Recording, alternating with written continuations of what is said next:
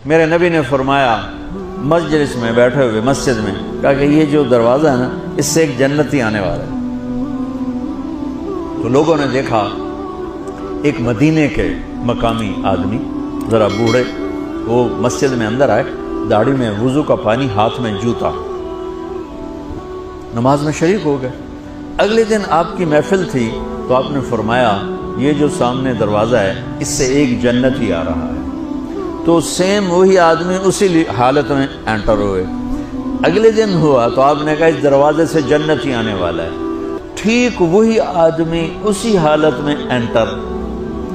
اس مجمع میں ایک صحابی بیٹھے ہیں، ان کا نام ہے عبداللہ بن عمر۔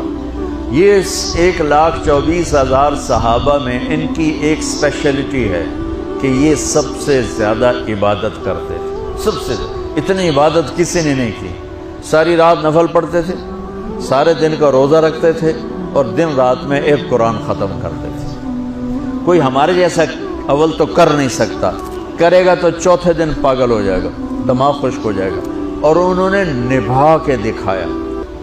رات پوری تہجد، دن پورا روزہ، اور رات اور دن میں ایک ختم قرآن۔ اب ان کو خیال آیا کہ یہ بابا جی مجھ سے بھی زیادہ عبادت کرتے ہیں، جو ان کو یوں ڈائریکٹ جنت کی بشارت ملی اور مجھے نہیں ملی، تو میں دیکھتا ہوں یہ کون سی عبادت کرتے ہیں۔ کیا یہ ساری رات سجدے میں پڑے رہتے ہیں، رکوع میں کھڑے رہتے ہیں، قیام میں کھڑے رہتے ہیں، کیا کرتے ہیں؟ تو ان کے پاس پہنچ گئے، چاچا تو تھوڑا والد صاحب کی ناراضگی ہے، دور رہنا چاہتا ہوں، 2-3 دن ٹھہر جاؤں آپ کے پاس؟ ہاں ہاں ہاں بیٹا آ جاؤ آ جاؤ آ جاؤ۔ اب عشاء کی نماز کے فوراً بعد انہوں نے چادر اوپر لی اور چادر میں یوں سوراخ کیا اور یوں لیٹ کے دیکھنے لگے کہ اب یہ بزرگ کیا کرتے ہیں۔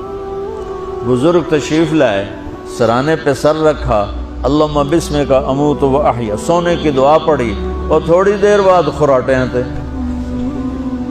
وہ بڑے حیران ہوئے، بھئی میرا تو خیال ہے یہ ساری رات سجدہ کرے گا تو رو رو مسلح تر کر دے گا، یہ تو خراٹے ہی چون جاندے نہ ہو جا رہے ہیں۔ اب وہ دیکھ رہے ہیں ابھی اٹھے گا ابھی اٹھے گا ابھی اٹھے گا۔ پھر انہوں نے کپڑا اتار دیا، ابھی سویا ہوا ہے۔ وہ فجر کی اذان پہ اٹھے اور ان کا دماغ چکر کھا گیا، بھئی اے کی بڑی تہجد دے 2 نفل بھی نہیں تو جنت دی بشارت 3 دن کٹھی۔ انہوں نے کہا کل دیکھوں گا، کل شاید کچھ اور کریں گے۔ اگلے دن آئے، پھر اسی طرح یوں کر کے لیٹ گئے، اور بزرگوں نے بھی یوں کی، اور بسمک اموت و احیا، اور پورا کمرہ خراٹے نال۔ وہ پھر پریشان، یہ کب اٹھے گا کب اٹھے گا؟ فجر کی اذان پہ اٹھے تو اور ان کی حیرت بڑھ گئی، کہنے والا سچا، اس کے بات کو تو چیلنج ہو نہیں سکتا، وہ محمد مصطفیٰ ہیں، لیکن یہ چکر کیا ہے، یہ جنت مل کیسے رہی ہے؟ چلو ایک رات اور صحیح۔ تیسری رات آئے، یہ یوں لیٹے وہ یوں لیٹے، یہ دیکھتے رہے وہ سوتے رہے، حتیٰ کہ فجر کی اذان پہ آنکھ کھلی۔ تو یہ نا پھٹ پڑے، کہنے لگے چاچا بات بتاؤں؟ کہنے کیا؟ کہ میری کوئی جھگڑا نہیں تھا ابا سے، میں نے 3 دن مسلسل تیرے بارے میں سنا جنتی آ رہا، 3 دن تجھے اللہ کے نبی نے بشارت دی، جنتی ہے جنتی ہے جنتی ہے۔ لیکن میں اس بات پہ حیران ہوں، تو ساری رات سوتا رہتا۔ اس زمانے میں منافق بھی تہجد نہیں چھوڑتے تھے۔ فرض نماز تو فرض نماز ہے، منافق بھی تہجد نہیں چھوڑتے تھے۔ تو کہنے لگے کیا کرتے ہو؟ ساری رات تو سوتے گزار دیتے، کیا کرتے ہو؟ کہنے لگے بھتیجے جو تو نے دیکھا ہے یہی کرتا ہوں۔ اب یہ پریشان ہے کہ اللہ کے نبی کی بات کو تو چیلنج ہو نہیں سکتا، اور جس کو بشارت دی ہے انہوں تے فٹ نظر نہیں آ رہی کہ کیسے 2 نفل آج کہ نیک لوگ تہجد نہیں چھوڑتے۔ تو کہنے لگے اچھا چلو اللہ نے ایسا ہی، اللہ کی مرضی، اللہ کے نبی کی مرضی۔ یہ 4 قدم چلے تو آپ سننا، کہا بھتیجے ادھر آؤ، کہا بیٹا ادھر آؤ، آ گئے۔ کہنے لگے اب تو میں اصلی بات بتاؤں، اب تو میں اندر کی بات بتاؤں؟ ان کا کیا ہے کیا ہے؟